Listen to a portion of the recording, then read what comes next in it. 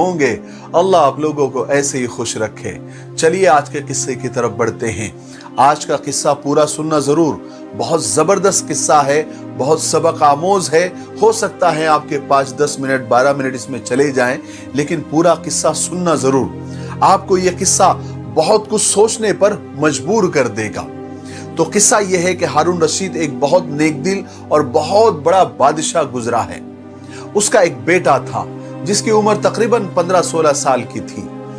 वो अक्सर बुजुर्गों की, अल्लाह वालों की मजलिस में रहा करता था और अक्सर कब्रिस्तान चला जाता और वहां जाकर आवाज लगाकर कहता कि ऐ लोगों, तुम हमसे पहले दुनिया में थे, दुनिया के मालिक थे, लेकिन इस दुनिया ने तुम्हें नजात नहीं दी, यहां तक कि तुम कब्रों में पहुंच गए।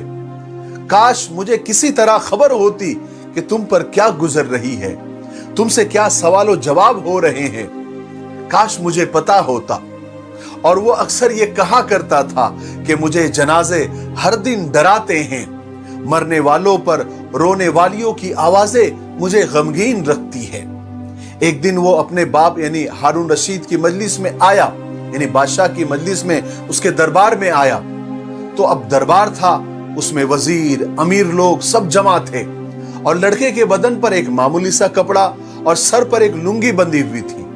तो अब सारे वजीर और सारे अराकीन सल्तनत और सारे अमीर लोग आपस में बहस करने लगे, आपस में बात करने लगे और कहने लगे कि इस लड़के की हरकतों ने अमीरुल मोमिनीन को यानी बादशाह सलामत को दूसरे बादशाहों की निगाह में जलील कर दिया है।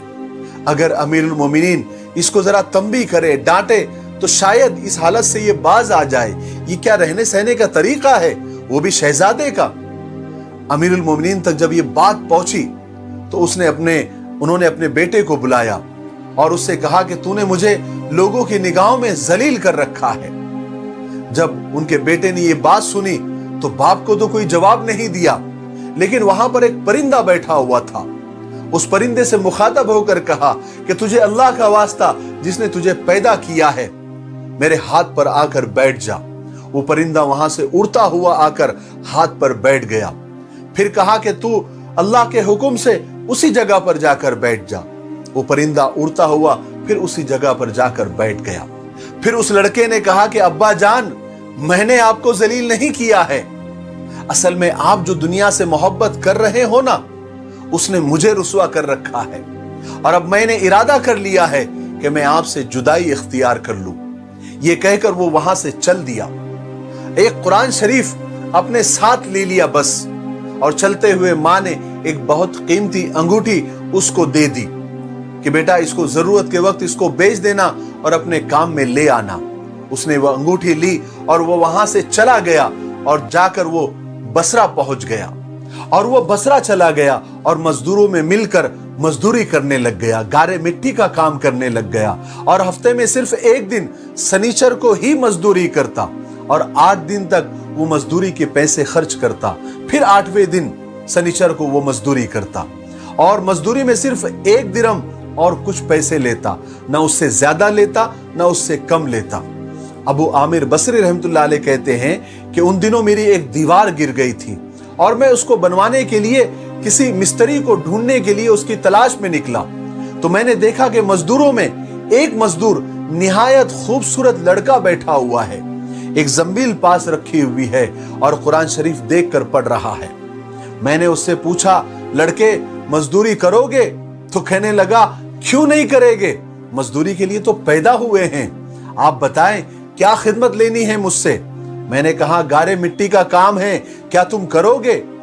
उस लड़के ने कहा कि मैं मजदूरी के लिए तो तैयार हूं, लेकिन मेरी 2 शर्तें हैं। एक तो मैं 1 दिरहम और कुछ पैसे मजदूरी लूंगा और नमाज के औकात में काम नहीं करूंगा, मुझे नमाज के लिए जाना होता है।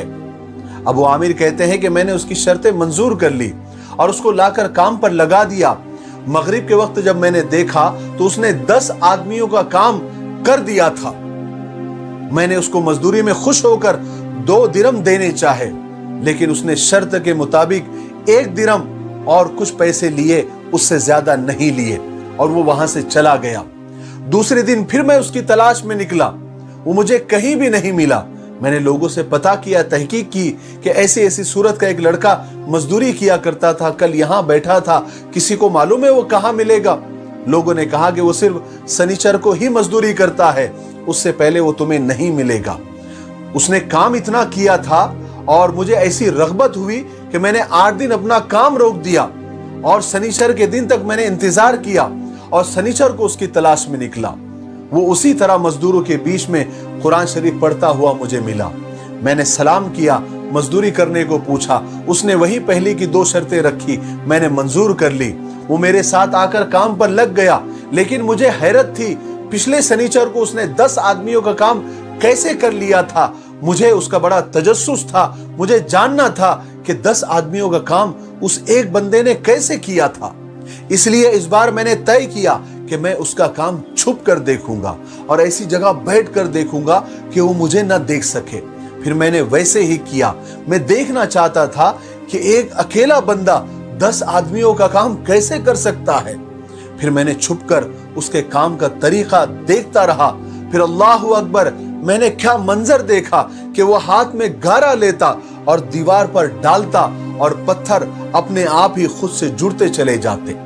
मुझे यकीन हो गया कि ये कोई अल्लाह का वली है और अल्लाह अपने औलिया के कामों की गैब से मदद करते हैं। जब शाम हुई तो मैंने उसको 3 दिरहम देने चाहे, लेकिन उसने लेने से इनकार कर दिया।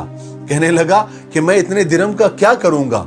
वो अपनी शर्त के मुताबिक 1 दिरहम और कुछ पैसे लेकर चला गया। मैंने फिर 1 हफ्ता इंतजार किया और तीसरे शनिचर को फिर मैं उसकी तलाश में निकला, मगर वो इस तीसरे शनिचर को मुझे नहीं मिला। मैंने लोगों से तहकीक किया तो एक शख्स ने मुझे बताया कि वो 3 दिनों से बीमार है और फलाने वीराने जंगल में पड़ा हुआ है। मैंने उस शख्स को कुछ पैसे दिए और इस बात पर राजी किया कि वो मुझे जंगल में उसके पास पहुंचा दे। वो मुझे साथ लेकर उस वीरान जंगल में पहुंचा तो मैंने देखा कि वो नौजवान लड़का बेहोश पड़ा हुआ है। आधी ईंट का टुकड़ा उसके सर के नीचे रखा हुआ है। मैंने उसको सलाम किया, उसने जवाब नहीं दिया। मैंने दूसरी मर्तबा सलाम किया तो उसने आंख खोली और मुझे पहचान लिया। मैंने जल्दी से उसका सर ईंट से उठाकर अपनी गोद में रखा तो उसने अपना सर हटा लिया और फिर से ईंट के ऊपर रख दिया। उसके बाद उस लड़के ने मुझसे कहा कि अबू आमिर, जब मेरी रूह निकल जाए तो मुझे नहलाकर मेरे इसी कपड़े में मुझे दफन कर देना। मैंने कहा, मेरे महबूब, इसमें क्या हरज है कि मैं तेरे लिए नए कपड़े ले आऊं। उसने जवाब दिया कि नए कपड़ों के तो जिंदा लोग ज्यादा मुस्तहिक है। यह जवाब हजरत अबू बकर सिद्दीक रजी अल्लाह तआला अन्हु का जवाब था। उन्होंने भी अपने विसाल के वक्त यही फरमाइश की थी कि मुझे इन्हीं चादरों में दफन कर देना। जब उनसे नए कपड़े की इजाजत चाही गई तो उन्होंने भी इसी तरीके का जवाब दिया था कि जिंदे लोग नए कपड़ों के ज्यादा मुस्तहिक होते हैं, मुझे इन्हीं पुरानी चादरों में दफन कर देना।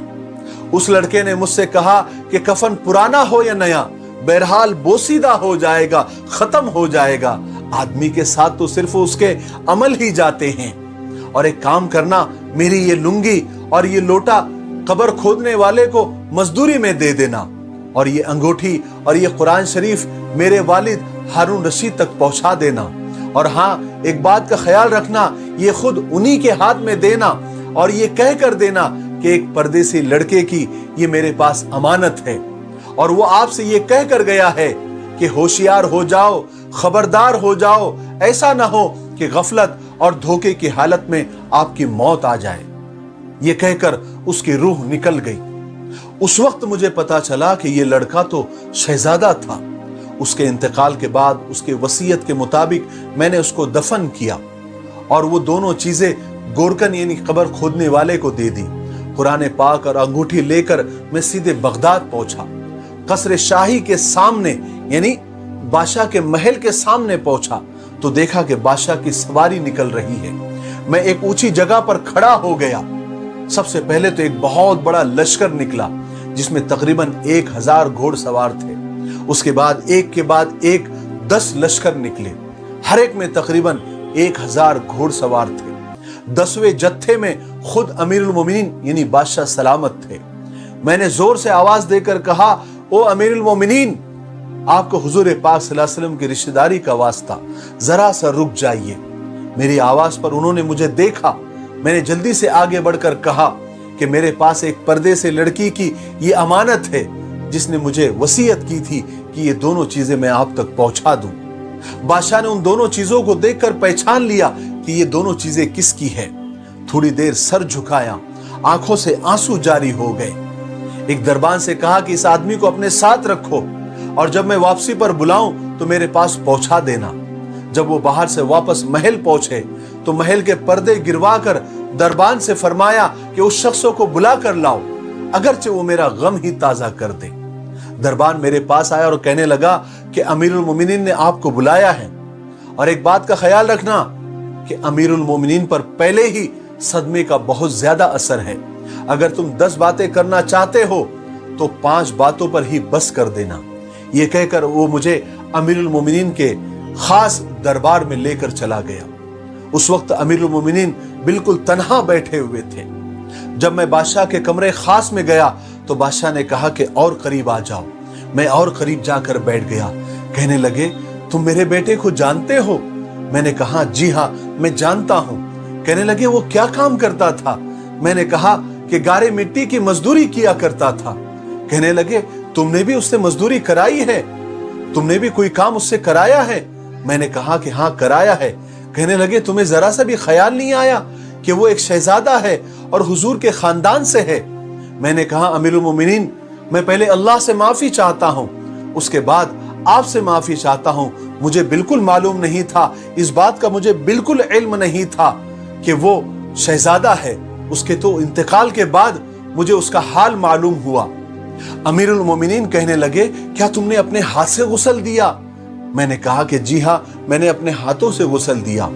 कहने लगे, बताओ, अपना हाथ मुझे बताओ। और मेरा हाथ लेकर अपने सीने पर रखा और ये जुमले कहें कि ऐ वो मुसाफिर जिस पर मेरा दिल पिघल रहा है, मेरी आंखों से आंसू जारी है, मेरी आंखें आंसू बहा रही है। ऐ वो शख्स जिसकी कब्र मुझसे दूर है लेकिन उसका गम मेरे करीब है। बेशक मौत हर अच्छे से अच्छे ऐश को खत्म कर देती है।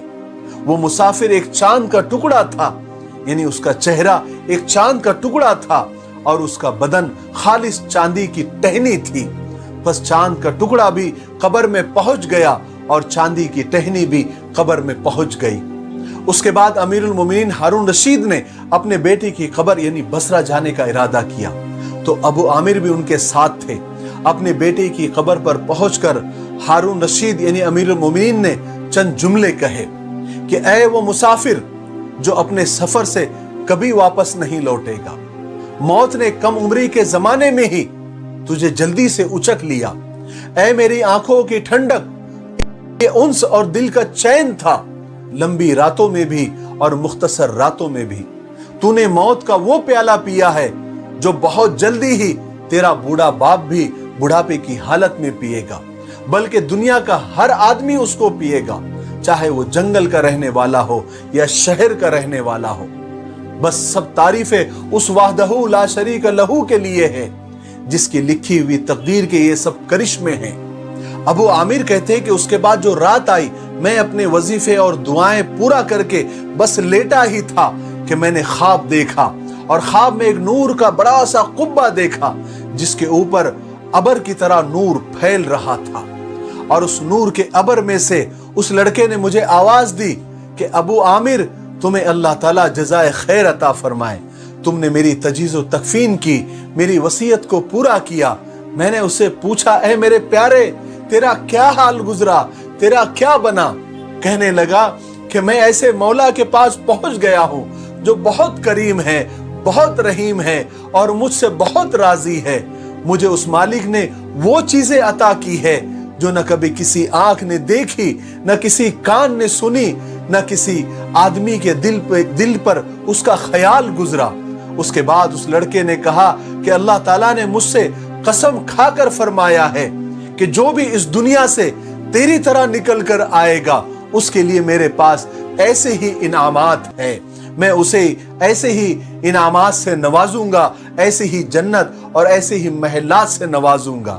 اللہ تبارک و تعالی ہمیں موت کی سختیوں سے اور دنیا کی عیش پرستیوں سے ہماری حفاظت فرمائے اور ہمیں کلمے کی اور ایمان والی موت نصیب فرمائے۔